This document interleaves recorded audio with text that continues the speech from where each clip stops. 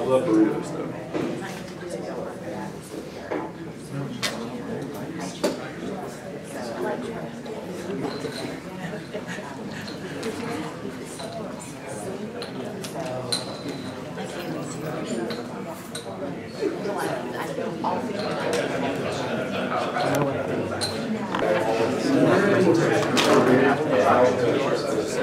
We also have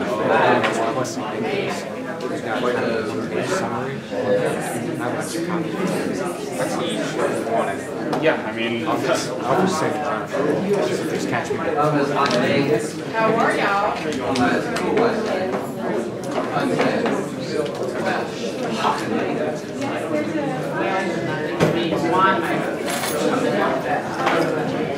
Good people.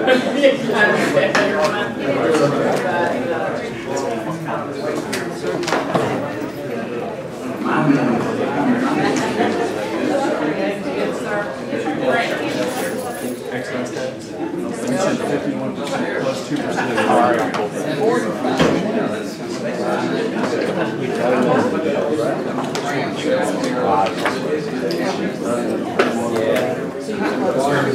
Each of the chiefs was plus an increase.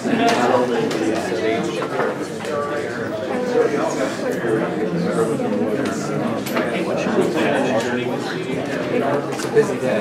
Okay, we'll see. I'm gonna step out at 4, so if you're still until Jack gets it, she can facilitate it. It'd be good to pass forward. I got some time to chat. Okay. That's what we're working with, right?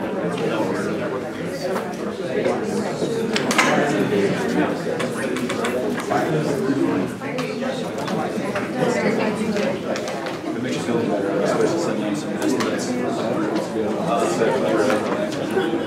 We'll tell the city.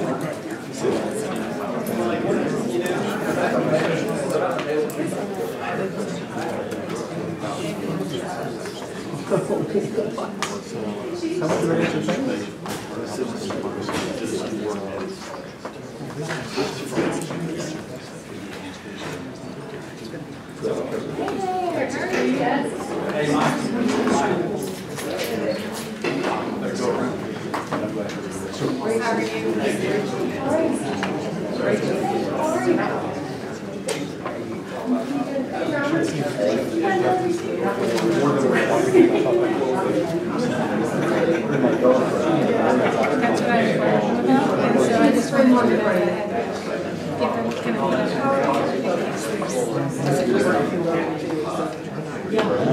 And that's consistent with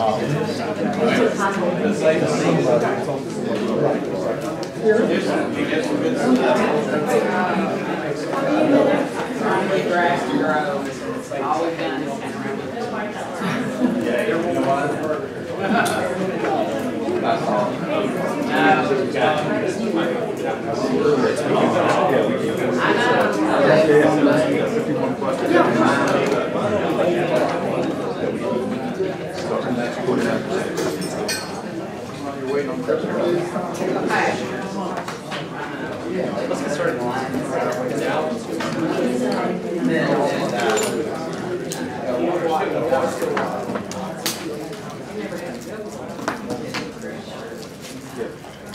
Yeah, you can't run real much.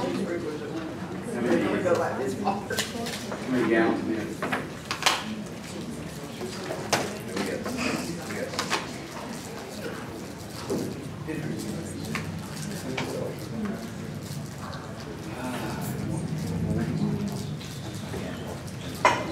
Let's go ahead and get started. Commissioner Whitesides will be here in just a moment. But, thanks everyone for being here. I'll call the meeting to order, and I will go ahead and just turn it over to our county manager to get us started. Thank you, Commissioner. Good afternoon, everyone. Good afternoon. So today we have the fire chiefs presenting, and Tim is going to actually do this off talking about our fire chiefs.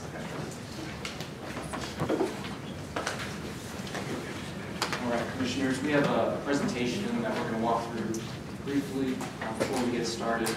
That said, the purpose of today's session really is to hear from the fire chiefs that are requesting tax rate increases directly, so the majority of this time will be spent hearing from them. But before we do that, I wanted to get sort of level set a little bit. going to walk us through this presentation. Stop me if you have any questions.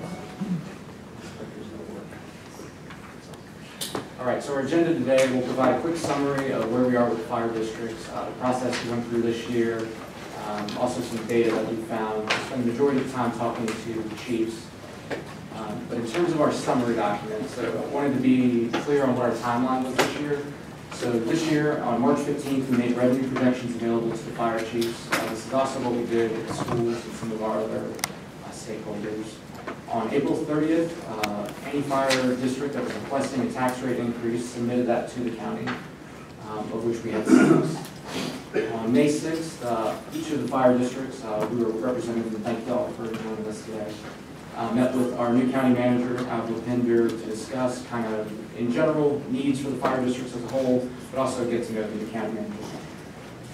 May 10th through 14th, we did detailed budget reviews with those who were requesting increases.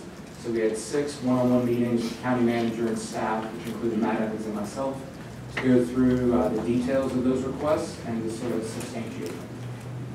That places us here today, May 21st, which is our working session. Chiefs are represented, and we will hear from them today. In terms of a quick overview, this is a map to help us sort of understand where the districts are. The districts that are requesting increases are highlighted in red. As I said earlier, we have 6 out of 20 fire districts requesting rate increases. Those increases range from 1 cent to 3 cents, and for a total annual increase of about $1.5 million across the districts. As a reminder, a penny varies substantially based on property values, so 1 cent in one district is not the same as in another district.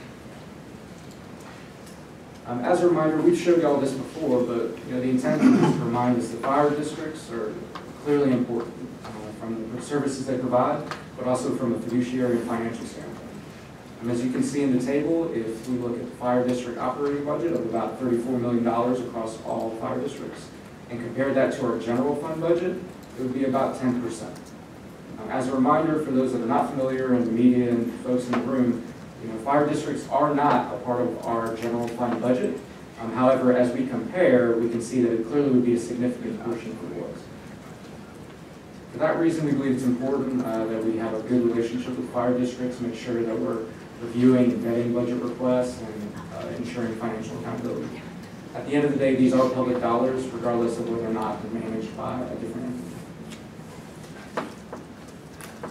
This table, there's a lot of information on here for you to process. What you need to know is that we provide tax rates from fiscal years 18 and 19 on the far left. The green highlighted items, those are the fire districts that are requesting increases this year. That gray box right in the middle, that's the original requested FY20 tax rate increases for the 6 fire districts that are requesting increases. The reason I'm showing that to you is because 2 of those fire districts have reduced their increases since their original submissions. The FY20 revised request, which is that 4th column, those are the fire district requests that we're currently talking about today. The 2 that did decrease their requests, for your notes, are Enka and Fairview. In terms of what the dollar value amounts to, the very far right column shows you what the requested tax rate increase relates to. So you can see Enka as an example is about $398,000 as an example. In total, this is a $1.5 million increase across the 6 districts. I should also state that in your packet you have a copy of this presentation, if helpful. Shift gears a little bit. We presented this information to you in the past, but one of the things that I will ask Matt and I to do is begin to look at the financial data that we do have from the fire districts and to look at the metrics that exist to give us a sense of financial health. The ratio that I'm showing you here is the operations ratio, and all that is an assessment of revenues versus expenditures. So on the far left, you have a fiscal year 17 operations ratio compared to on the right, where you have a fiscal year 18. On the right, the green bars indicate someone who's requesting an increase in their tax rate for this year.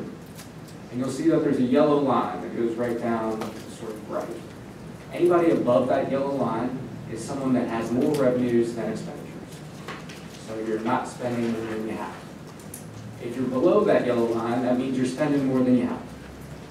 These are based on financial statements that have been provided to us by the chiefs, but these are audited financial statements. And so as you're evaluating today what you're hearing, I want you to keep this in mind. There's a handful of our districts that are under the operations ratio, so they're not breaking even. They're spending more than they're bringing in. Those are right at the bottom, so you can see there Barnersville and Woodfin. But in general, our fire districts are spending less than they bring in. We put fiscal year 17 on the left so you can do a comparison. You'll see that some of these districts have made some progress in the last year. If you look at the left, it's pretty easy to tell that we've got 5 or 6 districts that were significantly under, meaning they were spending more just 2 years ago. Any quick questions on that operations metric? Maybe a topic for when we have more time, but any kind of quick summary on that seems like very positive development and not leading to 1 or 2 departments that kind of across the board. What changed? Yeah, I think a few things. One, we saw tax rate increases from last year, of course. Yeah. 2, and the chiefs can correct me, but I don't think they've seen, we presented this data last year for the first time. I don't know that they've seen that or known that we were looking at this type of information, so I think that probably stimulated some additional action as well. I think, and I don't want to get hung up on this either, but it'd be good if there are some that, like on the chart at the right, I don't know if, the only 2 of them, might need help, or 6 might need help. Even though we have the line going this way, nice to have who would want additional services or additional support, maybe, help the, if it's a cash flow issue or whatever. Absolutely. Thank you. And this is something, we met with the chiefs and we're committed to working with them moving forward as long as they'll sort of have us involved. And specifically one of the things we want to do is present this financial data more consistently so that folks understand where they're at. This is just one measure. So, one measure of the world is how much money you got, how much are you spending. Another metric in the world is, all right, how much are you saving? So this is a completely different question. So this ratio, I have a laser pointer.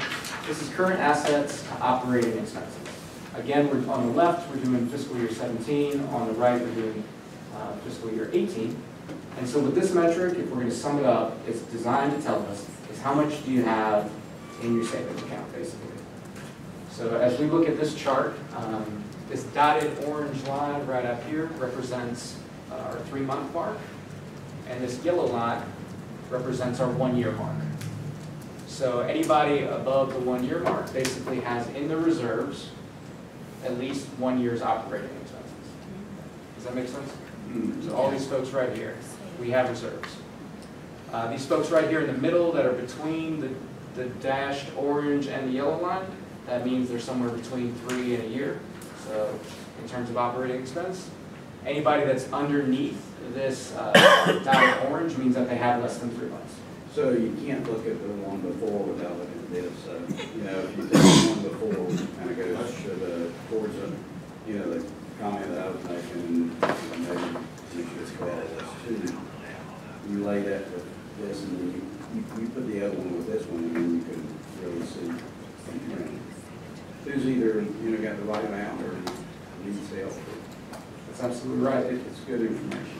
Yeah, and I would be remiss if I didn't bring this up, but this doesn't tell the whole story by itself. You might say, hey, you've got a ton of money in the bank, why? And some of these folks are going to turn around and tell you it's because we're saving up money so that we can do something in the future, the same way we would with our fund balance or our reserves. So that's a part of the story, but wanted to make sure you're aware of it. As a reminder, our own policy for fund balance of 15% gets us about 2 months of reserves. So we would be under this line if we looked at it. But that said, it's a different scale. But just want to try to link some of these different concepts.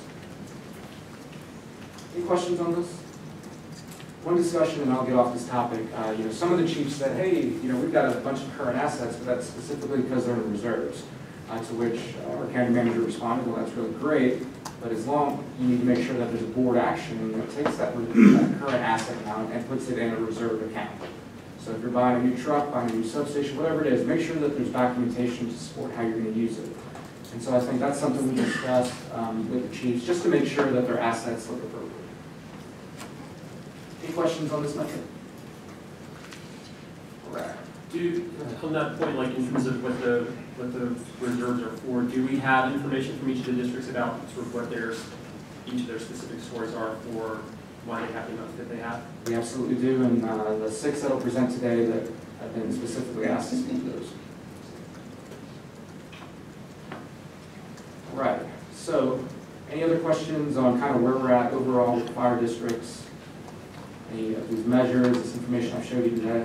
All right, so I'm gonna stop talking here in a minute, and we're gonna allow the chiefs to present their cases to you. The way this will work, similar to last year, each chief, each district has 7 minutes. Last year we gave the districts 5 minutes. That was because we had 13 increases, and this year we only have 6. And then we're saying roughly 3 minutes for questions. That's just to keep us on track. We do have a number of folks waiting for additional presentations. The chiefs are going to use budget request template documents. Those are in your file. So they're going to, the same document that they're using to speak to in this meeting is already in your file. It's paper clipped, and they look like Word documents. The purpose of their presentation is to talk specifically about the tax rate increase and how those funds will be used.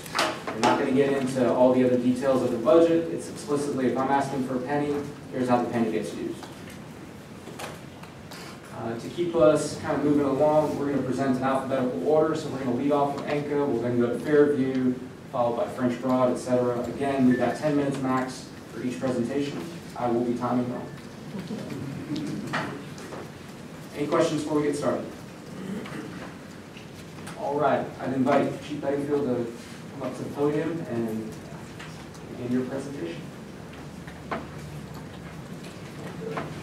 Good afternoon, Commissioners, and I want to thank you for allowing me the opportunity to speak with you today. I want to thank my colleagues for their support and the rest of the remaining support staff here, as well as your county finance folks that have been a really, really big help in helping us develop the budgets and to put this together for you.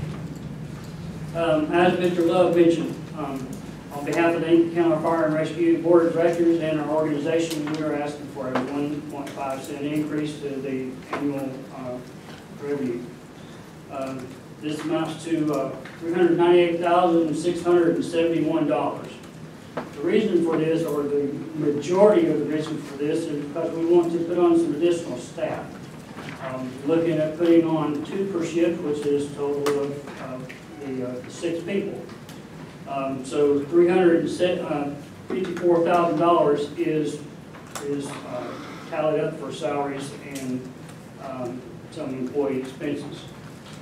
In addition to that, just to speak a little bit more on that, Inca has not put on any staff since 2006, running 9 people per shift, and in 2006 we're running about 2,200 calls. The last year we ran 3,500. So we want to decrease some of the workload on our current staff.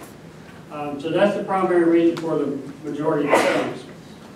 In addition to $354,000 for the additional people, we're also looking at what it's going to cost to outfit them for personal protective clothing. We're looking at about $2,575 per person. So that equates to about $15,450. And lastly, we put all of our personnel in uniforms. We are anticipating about $1,000 per person in uniforms, $6,000 salary. So that's most of the employee expenses that are related to this request and the tax increase. There are a couple other small expenses that we're looking for to try to get a handle on. About 5 years ago, we replaced all of our computer systems. We want to get those on a recurring basis. We've got 2 systems that need to be replaced now.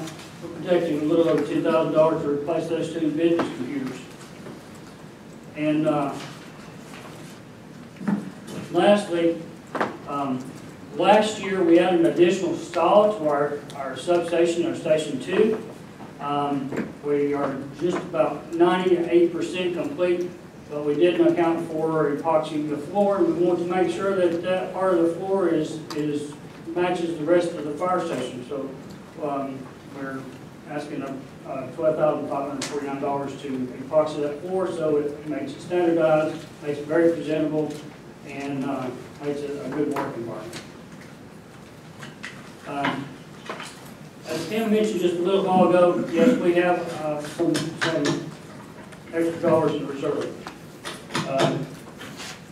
We do, on our financial statements, allocate monies for buildings, allocate money for land acquisition, and we allocate monies for apparatus.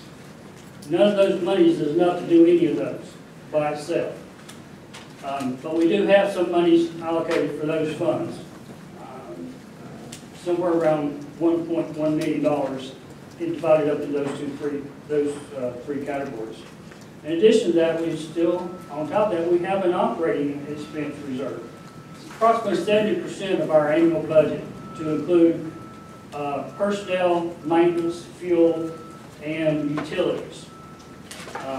We're working with the board of directors, and they actually just approved a contract last night for a new aero device, which is $1.2 million. So that's getting ready to come out here very soon. So anyway, that's an explanation on our reserve budget. So even though it looks like it's expanded on paper, there's some future expenditures that are going to be large and are going to be reducing that size fairly significantly within the next year. Take any questions? Chief, I got a couple of questions. Yes, sir. Quick, I'm familiar with your reserve, and I think that given the plans for that community, it's a good idea, and it works well for you guys. Y'all done a good job with it. The board has. Do you think you're going to use a combination of pay and drawing down on that and debt to do some of the things you're wanting to do out there in the future? Absolutely. I think I've had conversations with several folks on this panel here. We are now in the process of having a new fire station built. It's in its infant stage, so to speak. We have an architect hired. I've got land that was acquired at no cost for long term. On the school board property, I have to do intermediate school. So we managed to not have to fund any land acquisitions for that.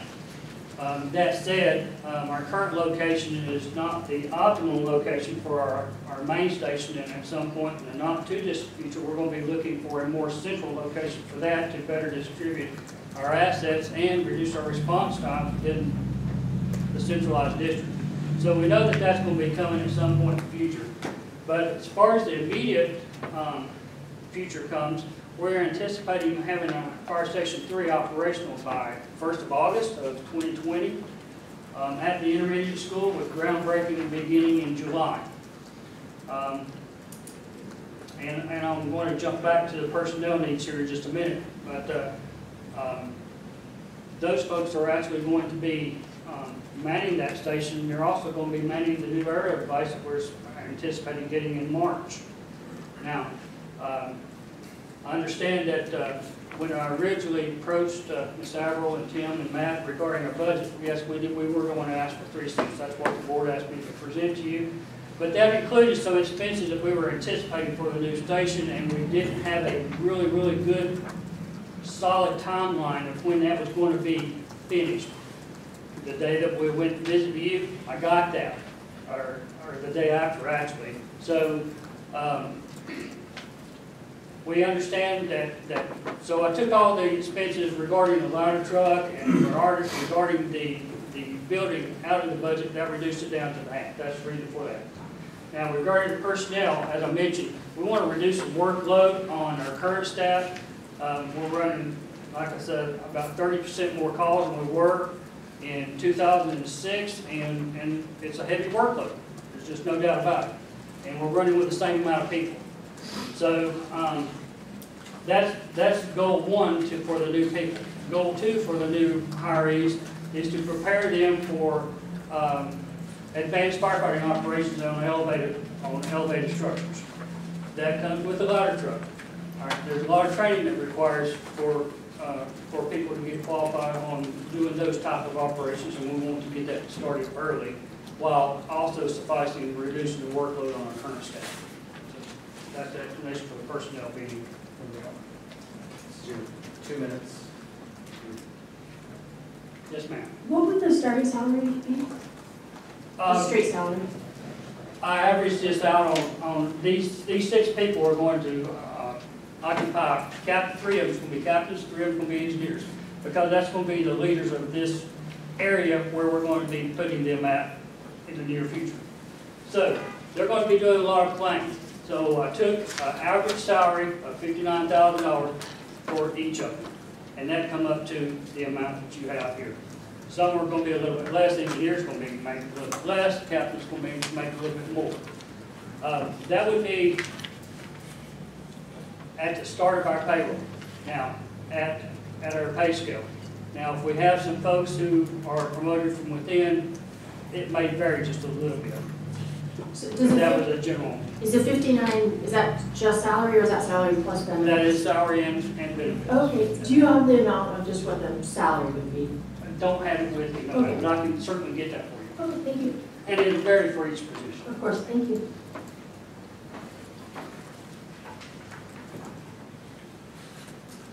All right, thank you.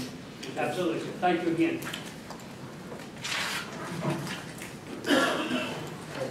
Next up, we have,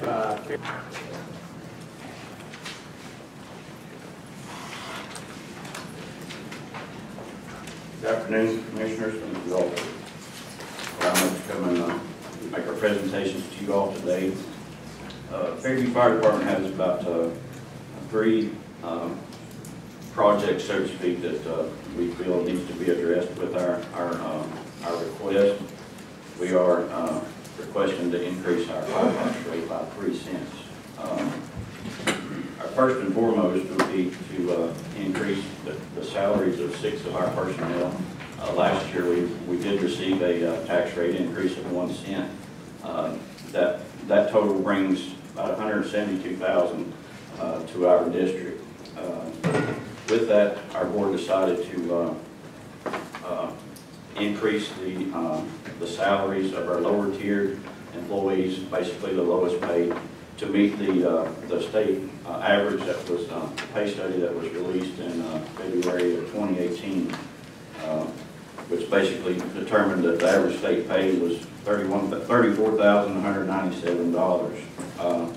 That study basically showed that our average firefighter pay was $6,268 below the state average.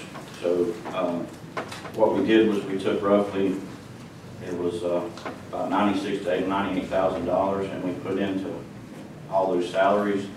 We had some additional needs that the remainder of that $172,000 had to go into some operational portions of our budget. So we had about 6 positions that were not given any type of raise last year. We just didn't have the funding. So basically, 96,000 of that, of the 172, is what we put into that. So 37,580 of that 3 cents is what we're asking to increase those 6 salaries. The second item is to hire 9 additional firefighters. We've met with each one of you, whether it be a phone, email, or in person, and we give you all our requirements, department insurance, the NFPA, all those set standards or requirements that we have to respond to structured fires with as far as personnel and staff. Right now, I provided Ms. Pender with the information from our last DOI inspection from 2017 that basically stated that we were arriving on scene with an average of 3 personnel per fire. And Department of Insurance requires a minimum of 12 members from our station, not mutual aid, to arrive on scene each and every time we have a structured fire. We were averaging 3, so that's where the additional 9 comes in. So right now we actually staff 6 firefighters and a battalion chief on 3 shifts. Due to our district size, they also require us to respond 3 engines and a ladder. So by the time you remove the driver operators from each one of those apparatus, that leaves 2 people to basically fight fire. There is a rule that we follow. NFPA requires a 2-in, 2-out rule. That requires 2 firefighters to do interior attack. There has to be 2 firefighters ready, standing outside, geared up, ready to go in case something happens to those first 2 firefighters that we need. The only time we can deviate from that is if, per se, we knew somebody or suspected someone was actually trapped in that house or structure. Right now, like I said, we're arriving with only 2 people, per se, to actually fight fire. And then the study that basically we do have some volunteer members. That's why we average 3 arriving on the scene. So they took into consideration some of our volunteers, which, as you all know, volunteer staffing is dwindling just because of the time it takes to actually do this job. So out of that 3 cents, like I said, we were wanting to hire 9 additional firefighters. That was going to cost roughly $387,536.31. The third item that we wanted to address was our apparatus. There again, NFPA sets standards and regulations, so to speak, we need to follow as far as the construction and the years of service for an apparatus. Right now, we have 2 fire apparatus that, according to the NFPA standards, is basically 16 years overdue for replacement. So it should have been replaced. 2 of them should have been replaced 16 years ago. We just did not have the funding. So each one of those trucks is an engine, which this day and time, just kind of an average. I called a few of the manufacturers to just give me a price of what replacing those, and they give me an estimate just for the apparatus around $600,000 a piece. So in our budget projections, you'll see that basically that's allowing enough money. The bank requires us to do about a 10% down payment, and then out of that 3 cents, $118,721 is allowing for the 10% deposits for each one of those, or down payments, and then that would allow us for annual payments after the truck was built or after we purchased the truck. The other thing, that's basically the 3 main topics that we're addressing with the increase. Just to kind of give you a little history, back in 2013, our board realized that our bylaws had not been amended since 1988. Basically, it made it virtually impossible for us to amend or change or make our bylaws compliant with county contract, state labor laws.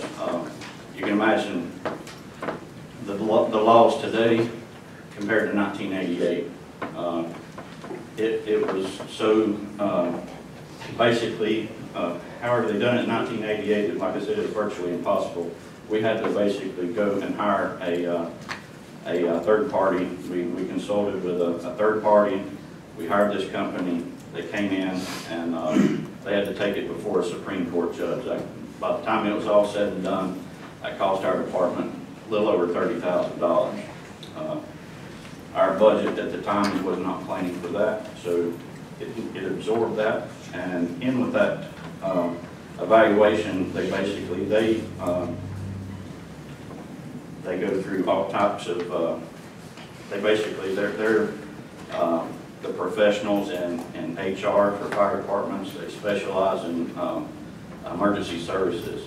They came in and basically told us that we were not paying our personnel with the correct FLSA standard, so we had to change that. And when we changed that, that increased our salary expenses about $210,000 a year. There again, our budget had to absorb that because legally we had to do that. So it's basically the reasons why we're asking for the amount we're asking for. We have taken numerous steps trying to save money. Just last year, we participated in the county energy assessment, converted all of our lighting to our main station over to LED, replaced all of our bay doors because basically we were heating Fairview. So all that's been done. All right, we're at 2 minutes. Was there questions? Yeah, I got a quick question on personnel. So you're hiring 9 additional firefighters. Those are entry positions, basically, to be able to meet the needs. So, and are you hiring them, are you paying them at the level that they need to be paid? We're basing that upon the 2018 pay study, as far as like the state average. So as far as I know, it hasn't changed. It's around 34,000 and some change. That's the average starting wage of a firefighter. Is that with or without benefits? That's just without the benefit. Okay. So benefits will be on top of that. Okay, thanks. Chief Jones, are all of your folks except for these 6 at the state requirement? Yes, ma'am. Okay, so you're only looking at increasing those 6 and then That's right. everyone will be equalized? Mhm. That's correct. We just have 6 right now that's not there. And then we're asking for 9. That's right.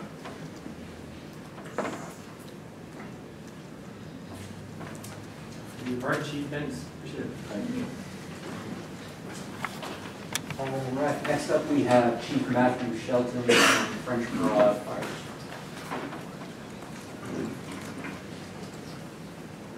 Good afternoon. We are asking for 2 cents. We got a penny last year. We're trying to raise our pay to state average. Before last year, we were paying $29,900 for a firefighter. Was that 1 cent? From last year, we raised it to $33.13. Trying to get them on up to base pay of $33.9.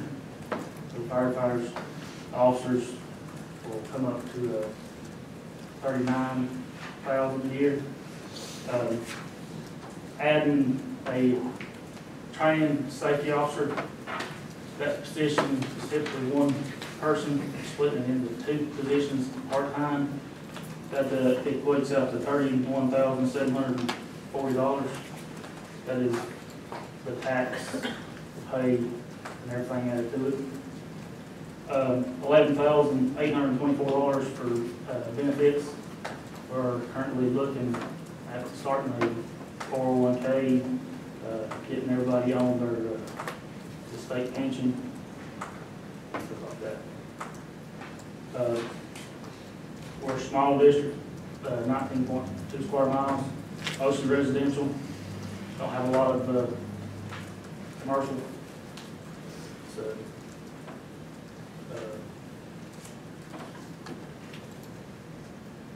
the total was $56,100. What we're asking for.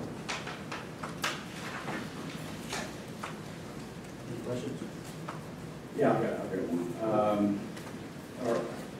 Are you comfortable that you're not going to lose the people? I know that you were concerned that you were leaving and that you lost a couple of people, and I know that's got to be hard on you as a department. You know, is this going to be okay with these? If we get the pay up to state average to match most of the other departments, we can't match everybody because we're small, and give them the benefit, I'm pretty positive we'll be able to hold on to them. And then they're going to go to other places that got state retirement and stuff like that that we can't get into. But did have Matt run a 5-6 year projection. We average about 5% increase every year, so it should hold. Looks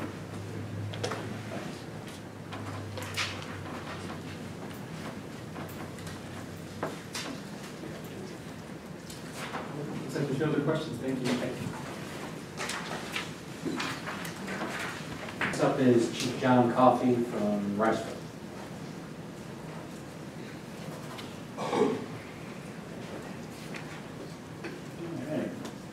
Good afternoon, Commissioners, ladies and gentlemen, fellow colleagues.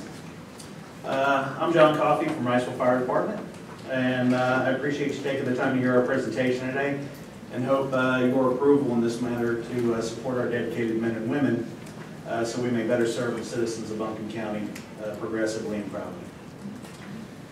As you all are aware, the countywide pay study was presented in 2018. It indicated that the average starting wage for firefighters at Wrightsville Fire Department was approximately $8,697 below the state minimum average. Last year, we evaluated our staffing needs based on that study and determined we would need to request an increase at 1.8 cents in order to meet our strategic goal. However, we were only granted a penny last year. Keep in mind, at the time of our request last year, we were not anticipating the 7K exemption. So that was an unforeseen circumstance where the State Department of Labor advised us that because we were no longer under the 7K exemption, that we would now have to pay overtime after 40 hours rather than the traditional 53-hour work week overtime thresholds. Normal firefighter schedule, they work 2,857 hours per year. That's just doing their 10 days a month, 24 hours at a time for 1 year. When under the 7K exemption, they only incurred 323 hours of overtime per year.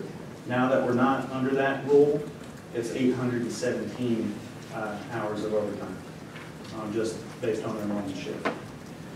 However, that penny that we did get helped us get through that unforeseen circumstance. We've also seen an increase in workers' compensation, our insurance rates. I'm currently developing a 10-year strategic plan for the fire department that will help steer our organization progressively and in a fiscally responsible direction to continue our ongoing operation. One of the priorities has to do with stability, and what I mean by stability is stability of our staffing.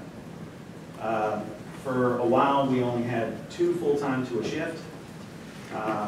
This past fiscal year, I've been able to stabilize one of those shifts with having 3 full-time staff. My goal is to at least have 3 to a shift. And right now, I'm supplementing those other 2 spots with part-time. But the thing is with part-time, our part-time firefighters work full-time at other fire departments. So obviously, their priorities are with their primary fire department. So there's times where we struggle to try and fill those gaps. Our second concern is the current trend in varying and decreasing of volunteering. We are a combination department, so part of our staffing is volunteers that help supplement. But that's a trend that's on the national decline. All of us are seeing it and feeling it. So we're having and so now it's becoming common to have to supplement those volunteers that we used to have decades ago with paid staffing. Our goal at Wrightsville is for efficiency. NFPA recommendations, I'm sure you guys have heard this numerous times, is they would like to see 4 to an engine. We're not asking for 4, but we are trying to just get close to that NFPA recommended guideline. So, 3 is what we can handle. We currently have 3 shifts right now. Like I said, 1 shift has 3 people. The other 2 shifts, I'm supplementing that 3rd person with part-time. So what we are asking, we're requesting 2.5-cent increase that will strictly be applied towards wages and benefits, and that translates into $140,000. This will allow us to convert the 2 part-time positions to full-time and bring our current employees up to the state minimum average.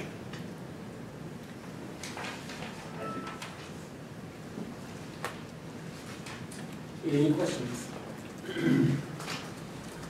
Yeah, okay, so on your personnel new positions, 96,000, you're converting part-time to full-time? Yes, sir. How many? Just 2 people. You say 2 positions? That happens, it happens at my house too. No, I guess that's all.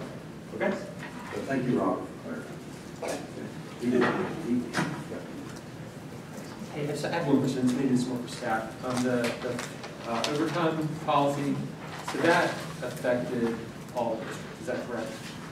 I believe some of them are already doing So that. some are doing that, but So some are already doing it, but now everyone's following that, and so it's impacting some of the districts differently than others. Okay. Thank you. All right. Next up, we have from Upper Hominy.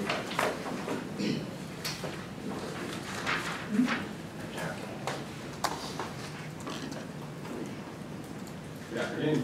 Afternoon. So, as he said before, my name is Chief Shane Presswood from Upper Hominy Fire Department, and we're coming forth to ask for 1 cent for purchase of fire apparatus. But before I get into that, I do want to thank all the commissioners' support last year. We did come and ask for 2 cents. We did receive that 2 cents. In doing that, we were able to add 3 full-time personnel. We were able to add benefits that we didn't have prior. And that definitely helped us because in September of last year, we had our DOI ratings inspection. During that ratings inspection, we were able to lower our rating from what's called a split rating, which was a class 6-9 to a class 5-9E. In doing that, with the county water hall and the help of most of the folks here in this room, 82% of our fire district received a much lower tax rate from a 9, or excuse me, not tax rate, but insurance rate from a 9 to a class 5. So we did have a very large savings in that. That being said, during that, it was discovered, and we knew it on the kind of on the upfront. We didn't know exactly what time frame we were looking for. Is that we were going to have to be replacing some fire apparatus. In doing that, we did not receive all of our DOI points that we could have on fire apparatus. So what we're looking to do is 1 cent to purchase a new engine. Chief John was talking earlier. We're looking, anywhere from $500 to $610,000 is what you're looking at for that for a replacement bond. So we're asking the 1 cent would fund our loan through Civic Federal Credit Union of $550,000. That works out to, let's see if I'm correct, that is 3.7% interest for 15 years. It's $48,447 out of the budget. The 1 cent increase for us is $45,963. Now, talking with county staff and with finance, we're looking at, we have what's considered a pretty solid board reserve. That being said, our board of directors is trying to keep that reserve high because we currently have a loan on our building for a little over $2 million. That loan note was signed January 9th of 2009. The issue is that loan matures November 9th of 2024 and we'll either be facing a balloon payment of $1.2 to $1.3 million or refinance. Our current rate is 3.25%. So our board and our treasurer and our office manager have been talking to some banks, and right now they basically said, rates are high, let's ride a little bit more and see where we're at. The problem is, the closer we get to that, either A, we're going to have to pay that balloon payment, or during the refinance, we're not going to get the same interest rate we have. Therefore, we know that our payment is going to go up. Our current payment for a year right now is $131,750. But that could increase significantly with the higher interest rates that we're going to be facing. So due to that, our board of directors has elected to try to keep either a year's operating or a little bit above simply to encounter that balloon payment because we know that that's what's upcoming. But like I said, that being said, that's what our 1 cent is going to go for, is strictly for apparatus. Once again, I want to thank the commissioners for being able to get us the 2 cents we got last year. That got our staffing levels and our pay levels and our benefit levels exactly where they need to be. So like I said, they've got to have a truck ride now, so that's what we're here for. Does anybody else got any questions? What's a year's operating budget? Okay, so year's operating budget for us, if we go with, is going to be anywhere from 800 to 900,000, depending on where we're going to be. Last year's around 825,000. Right now in the bank, as let's see, our current reserves are $830,285.15 as of last week. Is what we have in the bank total, and that's in our savings and checking account. So the board did discuss making that payment out of that reserve, and they want for that. As of right now, they're not, simply because we don't know what's upcoming with refinance. So they're trying to hold on to that. I do know that, and talking with county staff, the biggest thing we're doing is, yes, it takes anywhere from 8 to 12 months to build that truck. So we are looking, it would be next budget year before we receive that truck, because we would start this year on the spec process of it. But we get anywhere from $20,000 to $40,000 savings if you prepay that truck. So we would start, beginning of the fiscal year in July, we would start probably in August with securing the financing, and then the specking, 2 or 3 months to spec the truck, then we would order it and prepay it. and then the truck would be paid, and we'd be making the payments prior to receiving the truck, but then we would receive that discount, be a little bit cheaper for our taxpayers as well. So as of right now, they were not comfortable taking, you know, $550,000 out of our current $800,000 and putting towards that truck.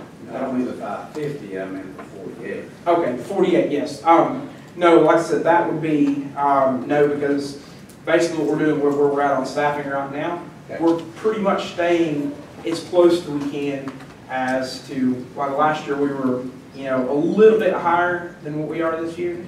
But like I said, they would prefer to try to do it this way, do it over 15 years. Cool, thanks. And on the, when did you say the building balloon payment comes? Okay, so that, the note matures on November 9th of 2024. So we've got a few, yes, we've got a few years out on that, so we can either look at refinancing or build our reserves up to make that balloon payment, depending on what direction the board of directors wants to go. You got 5 years. Yes, sir, that's correct.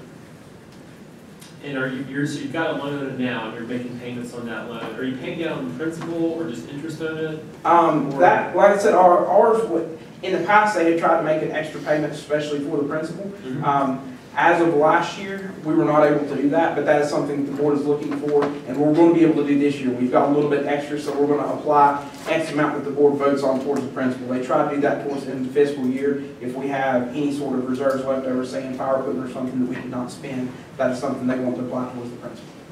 So you're only paying interest on it? Currently, and then anything that's left at the end of the year, the board votes on an amount, they're going to look at to pay towards principal. That's coming out of your reserve? That would be coming out of the reserve, that's correct. So you don't have a principal and interest payment at other time? That, like I said, I'm not on that side of it, so I know, like I said, our current payment that we make, it's divided up monthly, but our year is 131,750 is what we pay throughout the year, and it's divided 12-month increments. Well, we sure don't want to put you on the spot on that. Right. Maybe you kind of get that information. Yeah, absolutely. Like I said, I can get with our office manager and get any information that the commissioners would like on that. Yeah, just principal and interest payment. Okay, be glad to do that there. Because 24 is just an interest payment, you basically still have a lot of money. Right. So, like I said, we'll get with my office manager and I'll get that through Tim and get you any information you'd like on that. Thank you very much. You're welcome. Anything else? Thank y'all for your time. Thank you, Chief. Thank you. All right, our final presentation is Deputy Fire Chief David Martin from West Buncombe.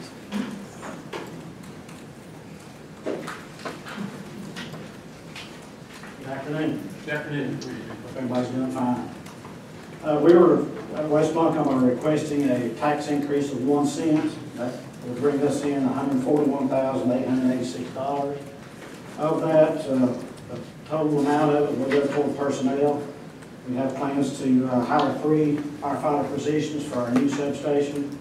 We are currently building a new substation in the Emma section, and that substation is scheduled right now to be open in October. We want to transfer some of our current personnel to main station and place 3 new positions over to the substation.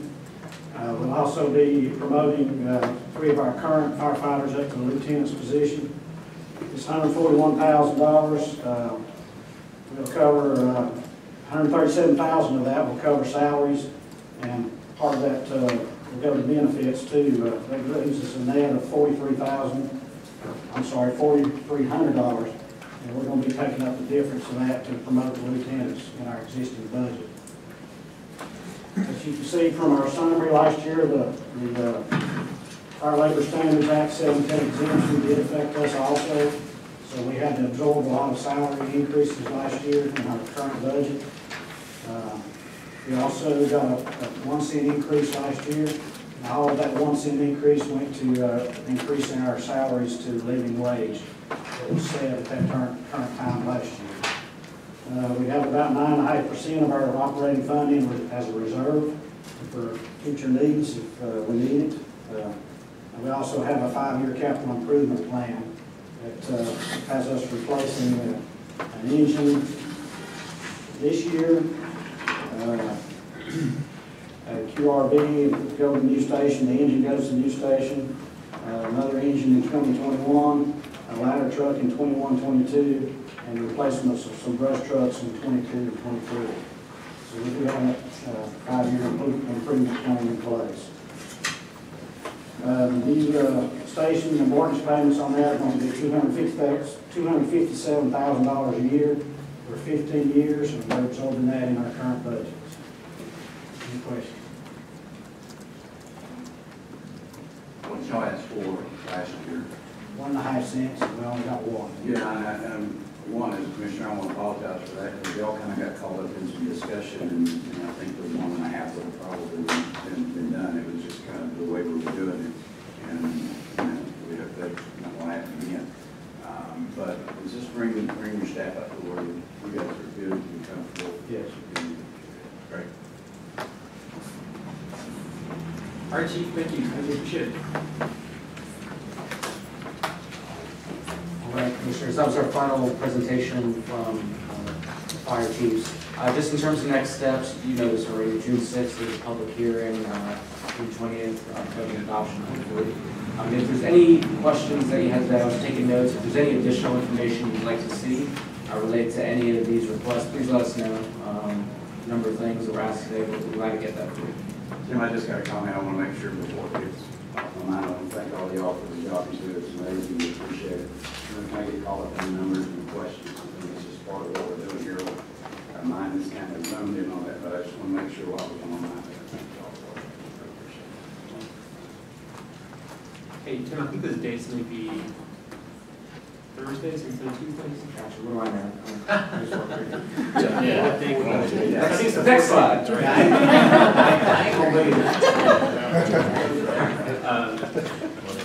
Thank you all for letting me attend your chiefs meetings. I have learned a lot over the past year and a half about the fire service and what you do. So thank you for sharing that with me.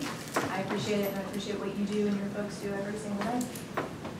Yeah, and Inca Day was representing y'all real well. I'm just saying, we got some barbecue, and they made sure they pitched your. Thanks, sir. Yeah, that's more than there. I have one other question. I'm sorry to ask this from folks right here, but for any of the other districts that are asking for increases this year, just, a lot of them are going for a salary and other things, but do any of the other districts expect that any of the increases might be able to result in any reductions in the insurance rates in the district? We have asked for a new rate decrease.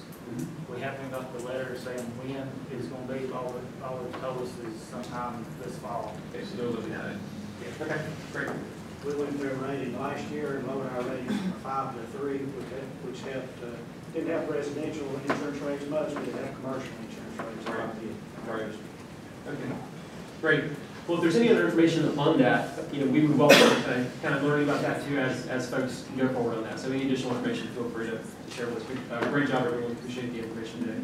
So I've got another thing for maybe homework or down the road. I don't really want to put somebody on the spot about principal interest, but in the fire departments can do whatever they want to do, but we have resources here at the county that can help in directing or reviewing and maybe making recommendations that might save y'all money when you look at that. So that's the reason for asking those questions. And so we might just want to make sure that we're providing them the depth of support without getting into too much into their business. That's absolutely right, and that's been a part of our discussion at the past 2 fire chief meetings, so y'all let us know what you need. And Commissioner, one of the things that we stress is that we are partnerships. This is a valuable service that they provide to our citizens, so we want to make sure that they have the resources they need. So our team, including performance management, including our budget staff, we're available to help in any way. We're working through some issues we have with our radios now, but our goal is to make sure that they have what they need. When the call comes in, that they can respond. So we are working through as partners. This is not adversarial at all. This is all about a partnership. So thank you for that. Great. Thank you, chiefs and staff, for joining us today. You're more than welcome to hang around for the rest of the meeting. We're going to shift gears away from public safety topics. We'll be talking strategic partnership grants and other things. It's up to y'all, but just want to give you that opportunity if you'd like. But do not feel obligated. Thank you. Here a little bit, we're going to talk about tax collection. So I wanted to give you all a brief update on our municipality agreements. Jennifer Pike was unable to join us today, but she's in regards. So in terms of a quick overview of where we are, so on January 4th, this board approved the tax collection agreement with the city of Asheville. That was a 3-year agreement to approve. Based on that agreement, we began discussions with our remaining municipalities who we collect for and offered them an opportunity to renegotiate their tax collection agreements as well. I will give you a quick update on our status there. So in the table, you can see Asheville's complete structure of that. As a reminder, was a flat rate of $795,000, and that's about 1.3%. That'll escalate with CPI at 2.5% on an annual basis for the next 3 years. It goes into effect on July 1, 2019. The 3 remaining municipalities that we collect for, there are other municipalities that we do not collect for, such as Weaverville and Local Forest. So the Black Mountain Tax Collection Agreement is pending county signature, so this has gone to the board at Black Mountain. Same is true for Montreat. And then finally, Woodfin is pending a town vote. These 3 agreements are very similar to our former agreements, so they're a percentage of collections, and that percentage is 2%. So they're on basically the same basis. The reason these 3 are different than the city of Asheville is Asheville has a significantly larger amount of bills, and the valuation is significantly different. So this became a more equitable method for handling that rate. Pending these final board approvals and then signature from our board, these will also go into effect 10 minutes on July 1st, 2019. Are there any questions? I'm throwing a lot at you, but pretty straightforward. All right. So then a few other key elements on these agreements, just so you know what we're getting into. These are 3-year terms. The reason we're doing 3-year terms is our prior agreements didn't have an expiration date, and so we're 10, 15, 20 years old, and a lot changes in 20 years, as you know. Billing frequency is monthly, so we send tax collections on a monthly basis. However, we did offer to increase this during peak collection period. So most tax revenue comes in during January, February. Wanted to make sure we were getting that revenue to folks quicker if they wanted it. We're picking up something new called gap billing. I'm not going to get into the details on this, but this relates to statute requirements from the DMV, something that we're definitely going to do more of moving forward. And then finally, builds in a structure for special assessments. So no one has said, hey, we're going to do a special assessment in the coming year, but if they do, we wanted a way to collect on the costs associated with it because it is a bit cumbersome to track and monitor for our tax collection staff. So we built a way to capture costs on that. What I will leave you with, unless there's any questions, are some stats that I would normally ask Jennifer Pike to review with us, but just wanted to remind us that our tax collection rate continues to be pretty remarkable. You can see we're over 99%, close to 100% in most of our municipalities. Also wanted to give you an idea of the types of collections we're doing, so you can see business personal property, individual personal, public service, real property, to get a feel for these communities and what their makeup is from a residential versus commercial standpoint. That's pretty much it. Do you all have any questions? Who's the one person in Montreat that didn't pay their taxes? Never late. Did we get an address wrong? I mean, do you all have any other questions? So once I have executed agreements, we'll bring them before the board and finalize them. But thank you all. All right.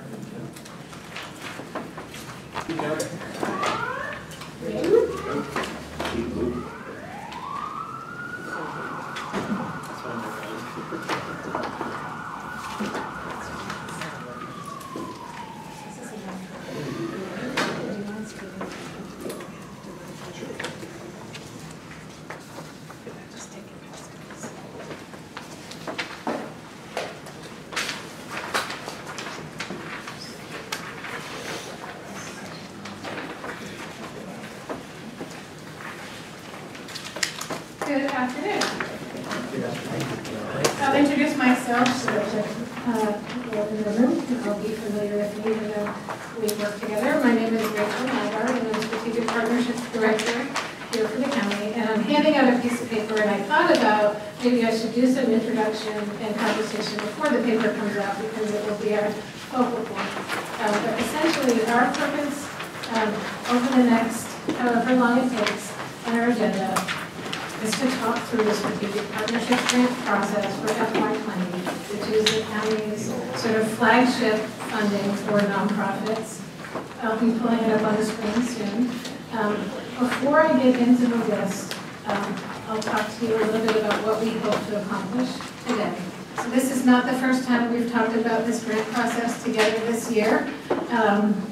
So I haven't brought in the same sort of framing PowerPoint slides and background, but essentially, the strategic partnership grants opened up in an open application to nonprofit organizations, and we asked them to submit proposals aligned with either strategic priorities or goals within the sustainability plan.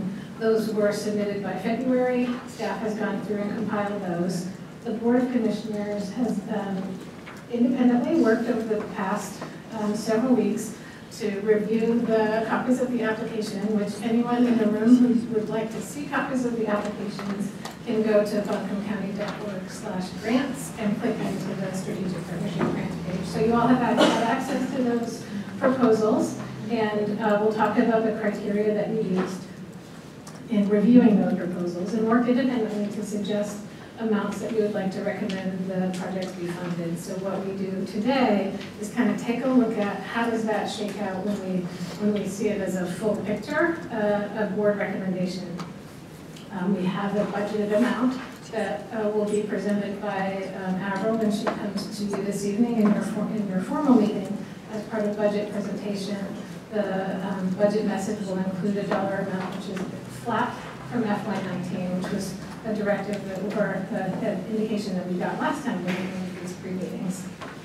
So the idea is to leave, if possible, today's conversation with some consensus. This isn't a decision-making meeting, but if the board has consensus around what feels like a good recommended list to move forward to the budget process, we would include that in the packet for the evening's meeting for June 4th, which is the next regular Board of Commissioners meeting after tonight's, meaning that the public could go on and see. Jasmine, did you get a copy of that? Oh, sorry. Thank you. So that the public could have access to that information and make comments. We've got a lot of members of the public who join these pre-meetings, and we know today a lot of the folks who are with us are associated with organizations that have put in grant proposals. This isn't a decision-making meeting, but it is to kind of see if we can land on consensus. So what we will do is look together at the worksheet that's in front of you as a way to frame our conversation.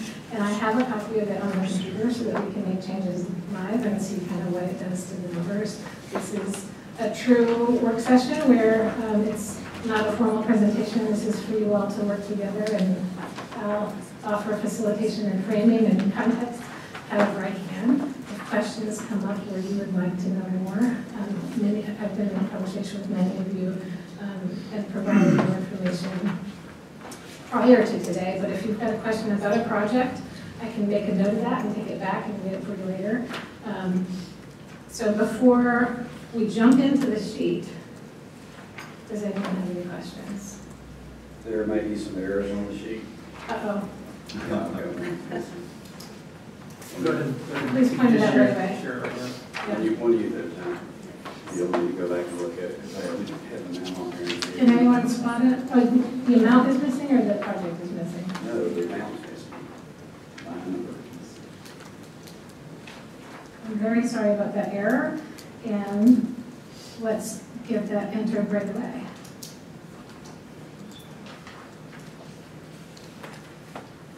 Do you have it in front, do you have it off the top of your head, or should I go get your sheet? What they asked for last year. 40. What they received last year was 40? I'm sorry about that. I'm surprised you read mine.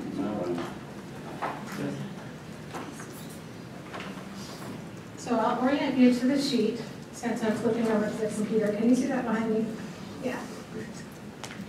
So let me type this in just real quick. Well, that's on my mind. Filter 40. And let's see. There may be other errors, and if you see them, please point them out. This has been lots of cells and rows and columns, and trying to figure out how to compile this information in a way that is easy to interact with and easy to understand and helps you get to your goal. So the sheet is organized in this way. The farthest left column on your paper is the name of the organization.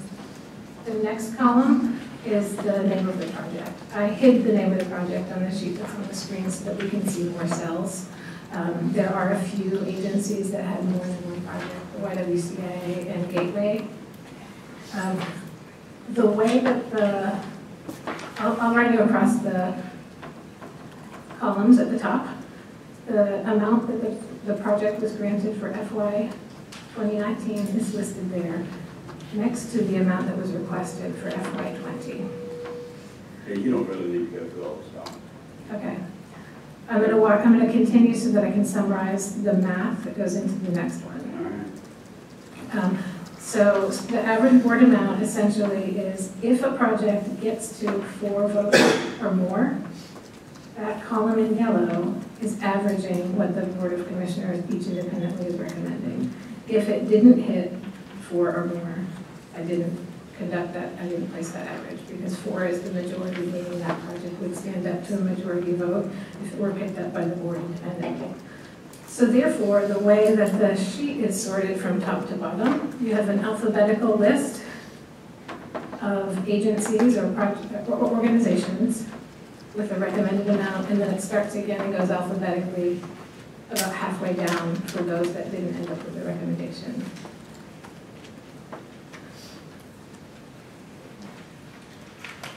So I feel like there's a question on the tip of your tongue. One more comment that I will make is if you look down to the bottom of the page, underneath the yellow column, the total amount recommended, or the average of board amounts for the projects where 4 or more commissioners placed an amount is a total of, I want to make sure the sheet in the computer match up. 6. I bet you that changed when I put Belcher's number in there. It went up to 692. So this sheet is live. And I see that there's a little thing I'm going to fix here. The flat amount is 605.60. So our new total with the adjusting of the amount, and that's sort of a good example of what this exercise can look like. If we make any adjustments in any of your own columns, if a commissioner wants to say, you know what, I'd like to, seeing the whole picture now and knowing what we know, when it all comes together, I'd like to adjust amount, we could do that in your own column. You could also bring up to others an idea that we adjust an amount in the yellow column, and that will change the total. So this, anytime we put a number in any one of the cells, it will adjust that total.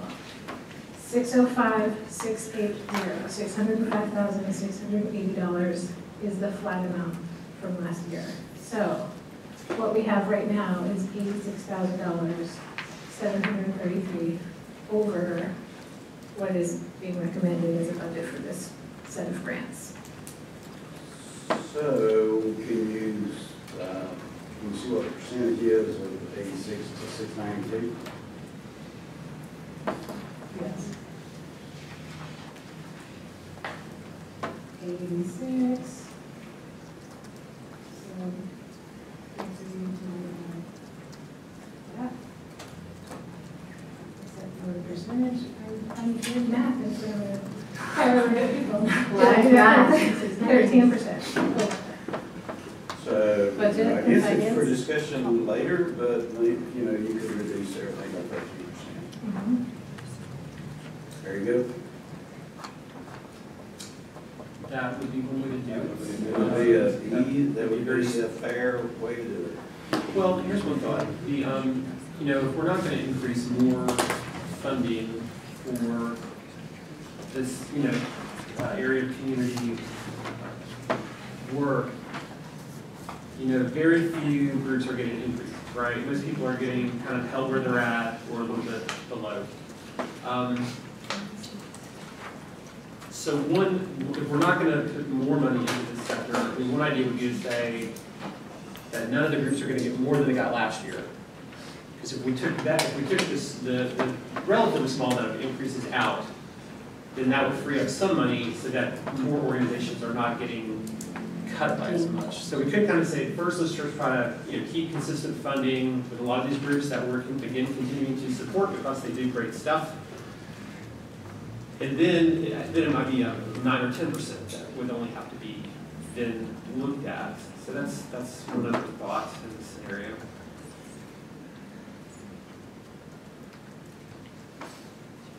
Do you want me to run these scenarios live? I don't know if that's something that we do real quickly or not. I don't know if that's, there's a couple that weren't funded last year. It's like this. We're looking at sheet numbers now. Several. I'm not able to get Commissioner Pryor. I guess, hang on just a minute. Good. I presented the sheet with numbers on it. Then we went to the sheets didn't have any numbers, it just had scoring through 5 different branches. So now we're looking at scoring tied to this. Scoring actually run a couple of the numbers up because of the scoring. And that's why I like to see numbers, exactly what it is, and we're not seeing the numbers of the scoring. So We're guessing at the scoring. I would like to speak to that a little bit. When we met last in the work session format, you all had asked us to come back and bring forward a scenario or like a structure for how we could evaluate these grants. And staff did that and brought forward to commissioners a task to look at the following categories: alignment to strategic priorities, support of county core functions and services, impacting outcomes, the funding need and leveraging and sustainability, and project partnerships, and proposed a way you could score it. Some commissioners chose to do that scoring and kind of came up with a percentage of the total amount of points. And some commissioners felt it was more comfortable just to do straight dollar amounts. So I worked with the 3 commissioners that had done the points, and we converted that into dollar amounts. And then each of those commissioners was able to look at the dollar amounts and see, does that fit with where I wanted it? It was a helpful exercise. What I heard, and I'll let you know that speak for it, to give yourself a sort of structure for evaluating what makes proposals strong, but in no way did the points override any dollar amount recommendations. You went through each project by project after you completed your scoring and said, is this what I'd recommend? So these, See, one is at $3,000, 34 now, almost 3,500. Which one is that? do you want to talk about that project and find out from other commissioners what? I would like to know which one it is. Sure. Big Ivy. Big Ivy. So, Big Ivy, let's look at that. Big Ivy they were funded at $30,000, sorry, is that correct? $30,000 in FY19. They came in at FY20, Big Ivy Community Club, the request was $70,000. And so there were 3 out of the 7 commissioners, when we look by name, that had recommended a funding level that is above 30,000, and that causes, when we average all of them, to land at 33,000. Did you have numbers on the sheet? What do you mean? Well, you got 3 that I know that you had numbers. Do you mean like points versus dollar amounts? Well, I wrote dollar amounts. Correct. Other people wrote dollar amounts. But what about the ones you didn't write dollar amounts? How did you come up with I met with each of the 3 and said, let's come up with a way to translate the dollar amounts, the points into dollar amounts. Here's a mathematical formula that could do it, and this is what it would do if we tried that. Now, look at every line, agency by agency, and see, is that too loud? I can back up. I have a quiet voice. Look at each project by project and see if that fits with what you recommend.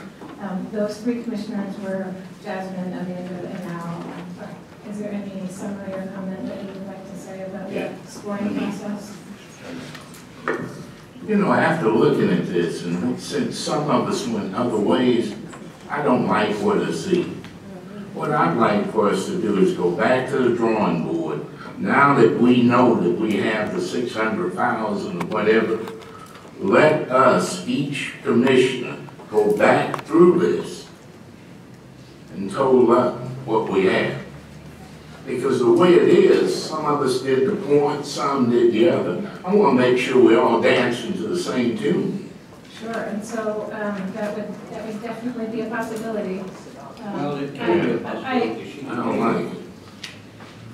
I went project by project, or had you. I just don't like the way it's ended up. I mean, I would like all of us to do the same thing. Let's go back. I know the amount we're dealing with, 5,680. Right. Okay? Maybe I missed that first one. Let me go back. And if we all would come up to that total, and then we put them on the chart. Yeah, do we have to come up with that? I did. Well, let me ask you something. Al, is there, so you didn't put in dollars and you did yours? No. You I did. Yeah, I did on one or two, yeah, but I did, see, I went with the score. I just don't like the way this has come up. Do you not like? And I'm not gonna vote for this. So, nonetheless, we gotta do something different. So I do have to ask a question. Yeah. Are we looking at adding funding, or you want to keep it? No, I wanna keep it at the 605, but I wanna go back and figure it that way. Can I make a suggestion on this? Just in terms of the dollar amount, you know, if we only adjusted for the amount of actual growth of revenue, right, the 4%, that'd be about $24,000. So, I mean, if we keep it at literally the same level, it's actually less money, because inflation happens. Yeah. So I would be open to increasing the amount by around $24,000, just to sort of reflect, you know, the different economics in the county compared to where we were last year. So we would be looking at using some fund balance to do that, just to be clear. 24,000. Yes. So it'd be 620. Something like that. What's the revenue growth percent? Average restricted is 4.24%. 13% don't get there. So what we can do then is to give you a new number, and you do your numbers, and give us a total so that we can include that in our budget for June 4th public hearing. So are you saying the 4% over what they asked for last year? No, I'm saying the total amount of funding we're going to stick within for this set of work will be, instead of 605, that would be 4% more than that. I definitely hear that it's tricky to work independently and then look at it all together, and they're adding another phase for another look might help us get there. One thing that we will have to be careful about is that if each commissioner spends that 605,000 plus revenue growth percent independently, we're still going to end up with a similar situation when we put all our numbers together. We do every year. Excuse me? We do every year. That's why this is such a train wreck. Yeah. And we do the same thing. We have done it for 6 years with numbers. Every year. Yeah, The scoring system. Okay, one at a time, sorry, Avril? Yeah, that's not. I'd like to press pause for just a minute. One of the commissioners is saying that there's been a complete change, another commissioner's been, it's hard for me to listen as staff. Okay, well, let me finish. Go back to numbers. Hang on a minute, Mike, I had the floor first, okay, then you can have it. Okay. Okay, so I'm kind of with Commissioner Whiteside, and I understand that maybe an attempt was done to do it differently, which is cool. I don't have a problem with it. I just really like it. Because some of the, the categories, weren't necessarily applicable to everybody. Didn't really fit all the people that were asking. And some are specific asks, and so you either do that amount or you really don't do that amount because you can't get it. So it's a moving target. So, and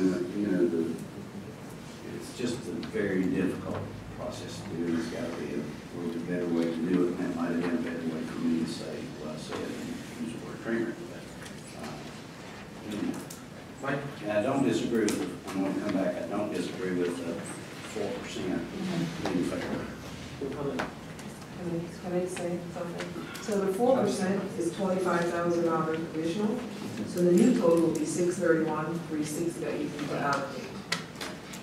Having said that, if you put $631,360, you're now $61,000 above the new allocated amount.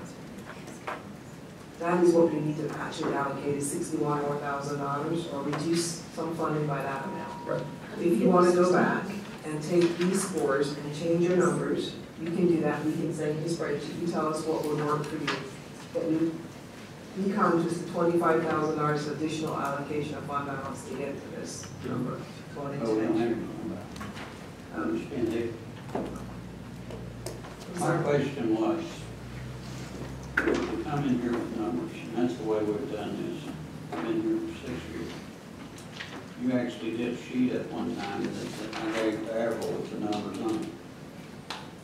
And that's what I was expecting back, was a sheet with numbers on it to do. Now, you're right, this is a train wreck.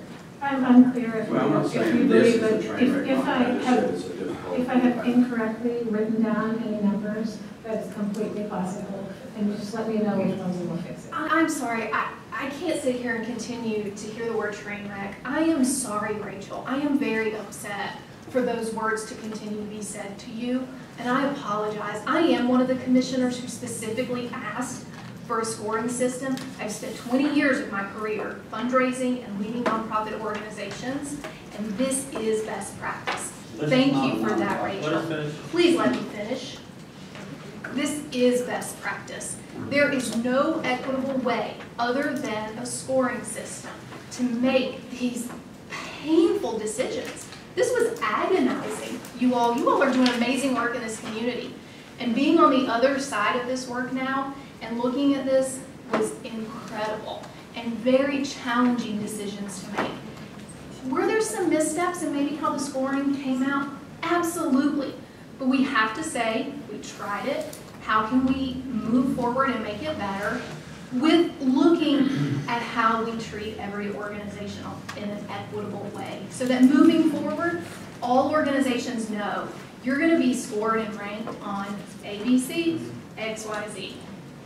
And I apologize, Rachel, for the way that you have just been treated for something that I specifically advocated for. It's tricky, the process has changed each year, and it is imperfect, and definitely one of the things that this process does, this conversation, is takes us to talking about process instead of talking about impact and what can be done with these dollars and these investments, so I appreciate you bringing that up. Okay, so let me comment on that, because I don't want this to appear to be anything other than what it is. You know, that train wreck is not directed at you at all. And I already, and you know that. I mean, I talked to you yesterday, whenever it was. That is not directed at you, it is directed at how we're doing this. It's a very difficult thing. When Commissioner Whiteside commented that he did not agree with the way it was done, and it's just a better way to do that. So I don't want this to, I don't want another commissioner assuming that that was directed at you, because it's not. And so, if you took it that way, I apologize, but I don't think we did, because we had already had conversations about, you know, the past few years on how this has been done. It's just very difficult. It's a difficult process coming in and asking for, you know, $50,000 when, you know, some folks are okay at 30 or, you know, or 35. It's just hard quantifying these numbers. What we said we would do a couple months ago is reset the process for next year, so that when we enter a new funding cycle, everybody knows exactly what to expect and how it's going to work, and we can agree on it ahead of time. Each year we find ourselves with a slightly different 7 commissioners adjusting how the process is going to go, and so this is sort of a symptom of that. What we need to do is figure out a workable way to get from here through July 1st and have a set of investments that we will all feel good about. Al? Yeah, this has been a problem. You know, we have had, this is my 3rd time going through it. It's just not smooth any way we do it. Not like, you know, not, and I don't think, Amanda, this is discussion again. We don't disagree. And if you know me, I will, you know, I don't. But my concern is we're doing almost a $400 million budget. And I have a problem when we keep wasting, not wasting, because this is an important part of what we do, but it's such a small amount of the budget. We should be able to do this a lot smoother than we're doing. Well, the part of the issue, I mean, we have this conversation every year. Yeah. But the problem is nobody's come up with some like, oh, here's the clean, easy way to get 7 people with wildly divergent views all on the same page, right? So it's not, you know, I don't think there is, I mean, if we really want to do something different, and I think for this year, we're kind of where we are, and we'll, you know, we'll get there. We'll sort out the differences on this. If we really want to do something different for next year, I think there's a couple of options. One, you know, we've started using, like we have, you know, we've decided to spend over $3 million a year on early childhood education. And big complicated stuff, a lot of different separate funding proposals, and we've got a subcommittee of the commission to focus on that, work with staff, and come up with a plan and make the recommendation to the commission. We're doing the same thing on affordable housing. We have a similar thing with the school capital commission with the city and county schools. So that would be one other option, is we choose a subset of our commission to really focus on this and come up with, we can give them the, we can give, let me finish and then you can go. We would give them a budget to work with, so it's not up to them to decide how much to go spend. But we'd say for this year, here's your target, take a deeper dive on this and come back. And the rest of the commission doesn't have to agree with them. You know, we can debate it more, but I think that's one idea. If we wanted to further kind of streamline it, we could delegate it to staff and say, staff, we want you to fully come up with recommendations on you know, here's, you know our priorities, you know a lot of these long-term partnerships, and we could delegate it to them to come up with recommendations. So in my mind, if we really want to try to do something more streamlined, those are potential options to think about in the future. But that means kind of us letting go of it a little bit too, right? Another thing, since we're brainstorming, is we could. So let Mike want to get it. Go ahead. Thanks. Another option would be sort of using a participatory budgeting model and opening it up for community input regarding how, say, $650,000 is along. Other communities across the state are starting to use that with parts of their budgets. So that's something I'd be interested in exploring as a third option. And Mike, I'll go back to you, but after that, I'd like to go back and, in the interest both of our time today and also our timeline between now and June 18th, is reach some agreement about how we're going to move forward this year's process that folks can move with. I think we can do that now. Well, we've got a target number now. I think that I don't hear everybody screaming about too much. So why don't we look at the numbers where we're at, and this was a good discussion. Let's think about it. I think we're just going to have to. I would suggest I mean, I don't think we should start from scratch, but why don't we start from kind of where we're at and realizing these numbers are going to move around. So now that I've kind of seen where everybody else is, I have a few thoughts on things I might want to, you know, adjust a little bit up or down. So why don't we all do that and give feedback to Rachel on this. By what date? You will want it before June 4th, which would be our. Before June 4th. Yes, they need to know, our partners need to understand where they are, what they are recommending to fund, so they can be here for the public hearing. So if you can have it by. It would be, we would publish the 29th for the June 4th. The 29th. So Yeah, we would maybe get by about the 28th. That's what we. All right. Can we get a digital copy of this? Yes, and if you're working independently, there may be a need for some reconciliation, because, you know, if Commissioner Edwards is working on her numbers and Commissioner Whiteside is working on his numbers, we don't know what everyone's bottom line is going to look like until we've added all that together. So we will need clear direction from you on what to do if that number, if the average is above or below our target. Furthermore, I would like to just check your, did it make sense to only put a dollar recommendation in when there were 4 commissioners with the number? Did we want to keep that rationale on the sheet? If fewer than 4 commissioners recommended the funding, it didn't average it as a proposed grant. Do we want to keep that methodology? To me, the ones that got to the threshold of 3, I'd want to take another look at, just as we're in the big picture. You know, I kind of glanced at that myself, and that, you know, it's probably pretty close where it's at. I mean, I was, like Commissioner Farrar was saying, I was going down there and seeing, okay, is there anybody that got 3? There's 2 community action opportunities and the council on aging. We got very close. There was almost $3 million worth of grant requests to go. And for each commissioner to do their work, whether or not you approached it differently from one another, and look at your dollar amount by project, and give me those figures to put in, for it to have come in as close to the amount available budgeted as it did, was a surprise to me. So it feels like we are nearly there. You all can make your adjustments, see what, if there was a number that either didn't get written down correctly as you remember it, we can go back and triple check because it was transcribing to create this. And, or if there's any suggestions that you'd like to change, now that you've seen the full picture, we'll probably still land pretty close, especially when we add that additional 25,000. Right. Yes, sir. Question. Yeah, the yellow, I understand, it basically takes in the group that was originally in there. What if we just take this sheet, all of us, and put the number in that we want in that area? That would then hand it back to you one more time. Yep, that's exactly That would what make we're it asking. easier for you.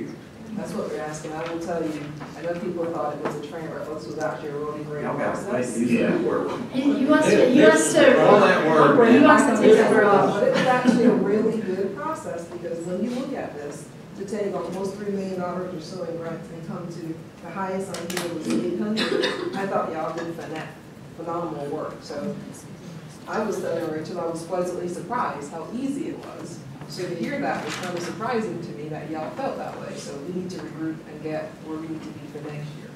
So the reason I said that, and we got to quit talking about it. Last time. Bring that train on the track no more, is that it has been very difficult for 6 years. Okay. It's not, it has been very difficult. Anybody who knows that, it's been very difficult. Commissioner Whiteside was concerned about, his numbers. And however, when I look at the center column to come up that close, it's pretty phenomenal. But there's 2 things on there that I had mentioned to Rachel that, and when I said what I said, what I mean is there's got to be a better way to do some of these. There's 2 on there that I particularly like. And one is the deeper review community centers. I think community centers need to be handled differently. But the construction of the community center for deeper review, there is no question that there is a need there. Should that be a partnership between the county and the city? I think so. But there is a definite need there. Should that size of a request fall in this? I don't think it should. Okay? So, but I think it should be looked at.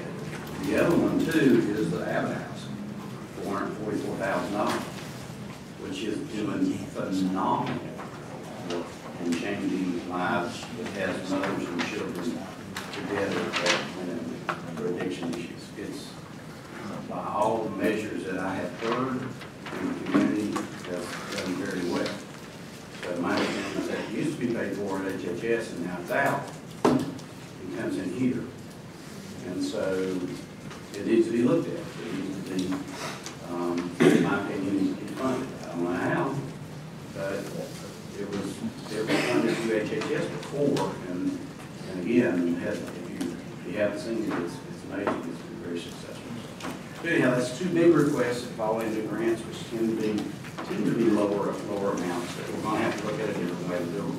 Sometimes this process helps us learn about community projects that county can be a partner in.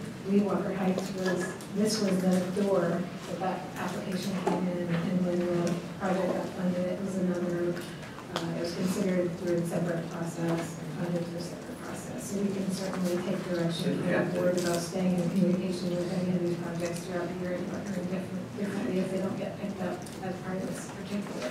We only got $605,000, and we got a $444,000 request, there's no chance. That's gotta be dealt with, especially when you're basically controlling the funding. Right, so one of the things we'll look at for next year's cycle would be the community impact, to your point. If they are doing good work and we can justify that, one thing we will look at, which is why we talked about score this year. So you score about impact, not just that we like that, but how do you, what is the impact to the community and how can we reflect that? I see Commissioner shaking his head, but you do have to start going to that level so you are more accountable and more transparent how you're spending the taxpayer dollars and what impact you're making in your communities. So that's one of the things we will look at for next year as we go forward. So for this year, if you can take the sheet, mark it up, we'll let you know. We can give you clean sheets or give you the online version. So you can give us some input so we can get to that number that we just predicted today. Sure. And so, and so if there are some things that are not currently funded that you just like, you super care about, I think your job is to convince, and it doesn't have 4 votes now, your job is to convince someone to add it to the list, right? Because I think we need to have. I just teed up 2 of them. Well, that's fine. So between now and the next meeting, people can talk more with others. They need to have 4 votes to be funded. But at the same time, our part of our job is to reduce funding by about $60,000, right? Right. So that's kind of our work. So it's more minuses than positives, right? So it's less fun, but it's what we've got to work with. But you don't know what your target amount is, so you can structure your budget. Yeah, We have that number, but now that you have it tonight, you can change it again. All right. Thank you, everyone. Thanks, Rachel. All right, we got one more item to talk about. So did you say next week? Tuesday. Is the deadline? Do we know whether, does that give us enough time to make changes once we get them all in? Do you want to say close of business Monday? Monday's a holiday, so Oh, Monday. this is I Friday. mean, you all won't be deliberating This week. together. Yeah. And so there's a consent. Rest of the Well, list is right here. Okay, all right, well, this will be done this week. All right. So if we can get that Friday, then we can have it ready to publish and the nonprofits can now. Yes. So before you leave this meeting, between this meeting and this evening's meeting, you'll get a new copy in your hand that has the corrected 40,000 that was missing, so that Commissioner Butler has the increased total available, with the 4 point, with the revenue growth percentage added, so that you can do your work on paper if you want, and I will also send it to your inboxes so you can do it electronically. And if you'll give it to me by the end of the week, I feel like that gives staff enough time to get back to you on what we've collected, because again, we're working independently and put it all together, in time to have a public, public comment.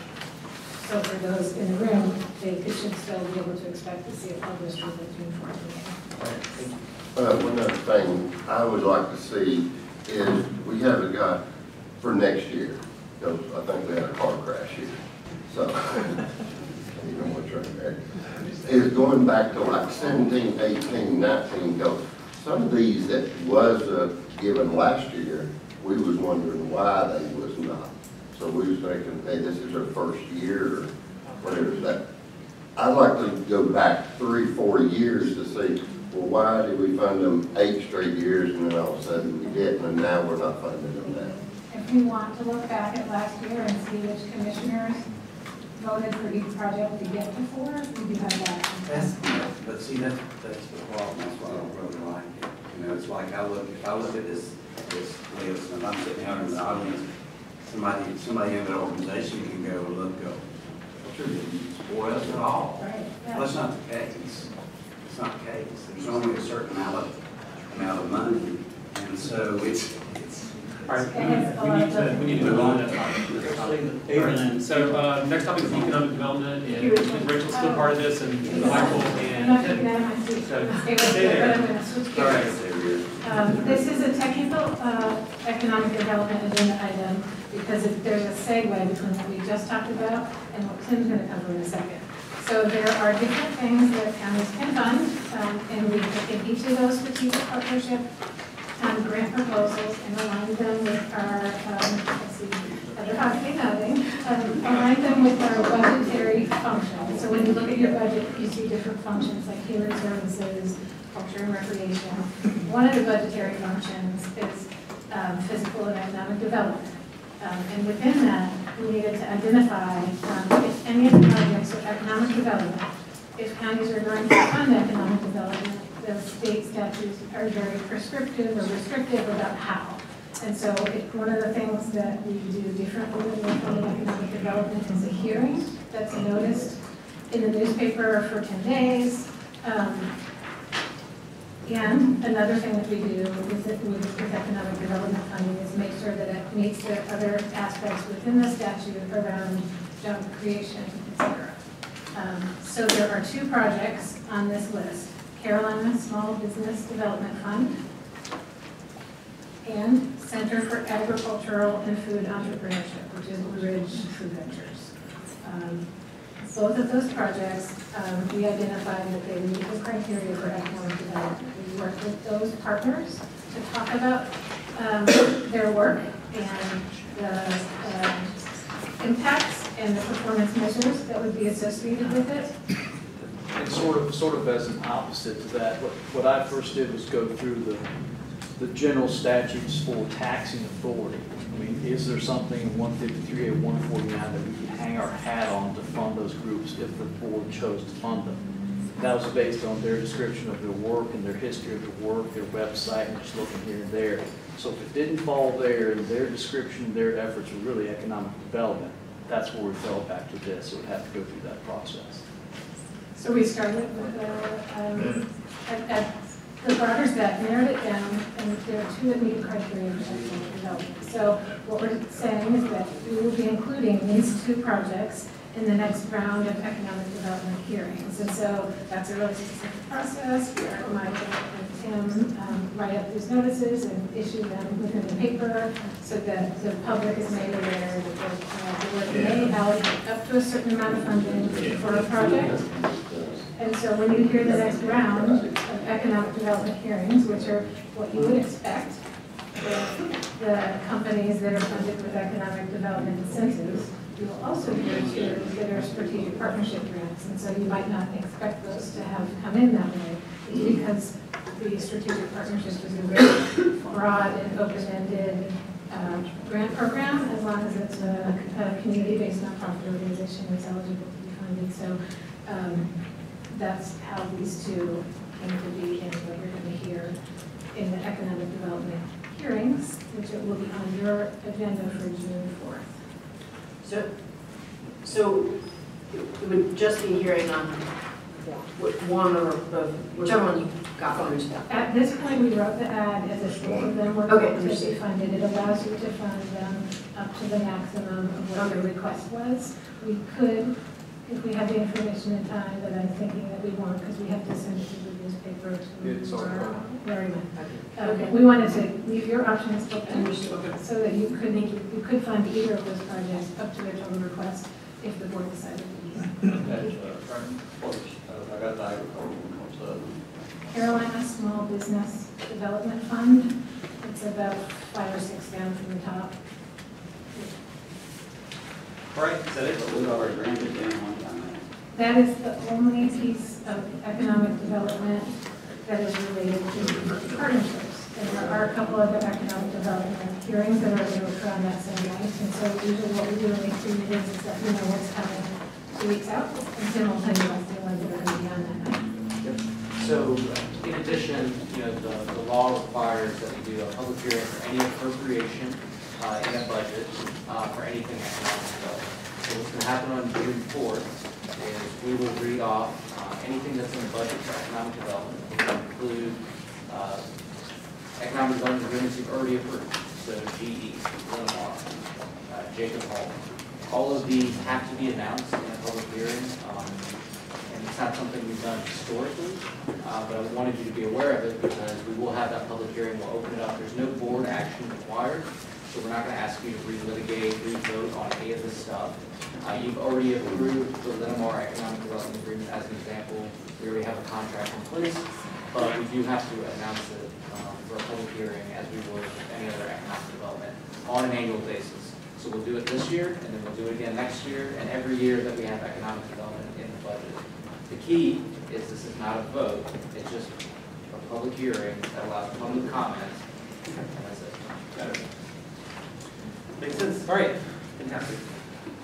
Any discussion or comments that you have for us? Do you have any questions on the item for tonight? Do you have the first meeting first hearing? We have our first one. The first franchise hearing on the Raceboro contract. It's on the agenda. Right. We will Will we vote on it tonight for the first time? It requires 2 votes, or we just hear about it tonight and then vote on it subsequently? Both, 2 votes. So we'll vote on it once tonight, and then we'll vote on it again? Yes. If it passes tonight? Yes. Okay. Any other questions about the meeting tonight? All right. Thanks, everybody. We'll got a few extra minutes before our next meeting, so we're adjourned.